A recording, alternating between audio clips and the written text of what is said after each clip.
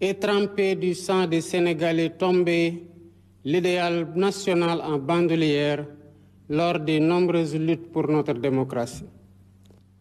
Malheureusement, la majorité parlementaire a décidé de ramer à contre-courant de la volonté du peuple sénégalais, pourtant clairement exprimée au soir du 24 mars 2024. D'abord en refusant, le 29 juin 2024, de tenir le débat d'orientation budgétaire pourtant obligatoire pour le motif simpliste d'une supposée attaque reçue sur le terrain politique. Cette violation d'une obligation légale prévue par l'article 56 de la loi organique relative aux lois de finances aura gravement contribué à ternir l'image du Sénégal aux yeux des institutions internationales. Ensuite, en rejetant le 29 août 2024 le projet de loi constitutionnelle visant à concrétiser la promesse que j'ai faite au peuple de supprimer le Haut Conseil des collectivités territoriales et le Conseil économique, social et environnemental, alors que la situation des finances publiques impose urgemment de rationaliser les dépenses publiques. Enfin, en allant jusqu'à l'usurpation des prérogatives constitutionnelles du président de la République pour fixer une date pour la déclaration de politique générale en violation flagrante de l'article 84 de la Constitution et de l'article 97 de la loi organique portant règlement intérieur de l'Assemblée nationale, sans parler de la menace d'une motion de censure que cette majorité fait planer sur le gouvernement.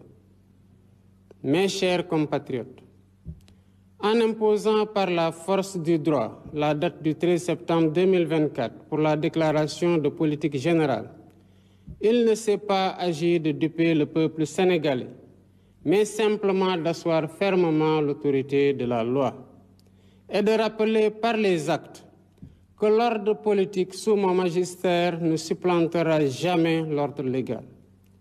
Il y allait donc de mon devoir juridique, éthique et moral de ne céder la moindre parcelle de tolérance aux contenteurs de la loi.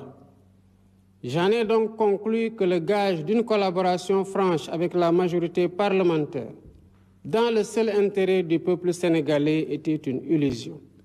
Celle-ci ayant décidé de se détourner du peuple pour promouvoir le culte du blocage et ainsi entraver la mise en œuvre du projet sur la base duquel j'ai été élu.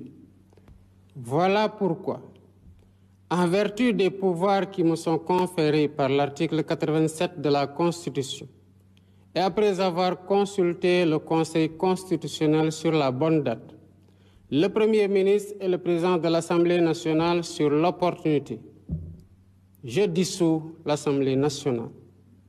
La date des élections législatives est ainsi fixée au dimanche 17 novembre 2024. Je dissous l'Assemblée nationale pour demander au peuple souverain les moyens institutionnels qui me permettront de donner corps à la transformation systémique que je leur ai promise. Aujourd'hui, plus que jamais, l'heure est venue d'ouvrir une nouvelle temporalité à notre quinquennat. L'article 3 de notre Constitution rappelle que la souveraineté nationale appartient au peuple. Ce faisant, le peuple est invité à reprendre ses titres d'habilitation et à décider souverainement si l'Assemblée nationale doit refléter les aspirations profondes de changement qui se sont exprimées au soir du 24 mars 2024 ou si elle doit demeurer encore le dernier avatar bloquant d'un régime déchu. En tout état de cause, le gouvernement garantit la bonne organisation des élections et l'expression libre et démocratique du choix du peuple et que le meilleur gagne. Vive la République, vive le Sénégal.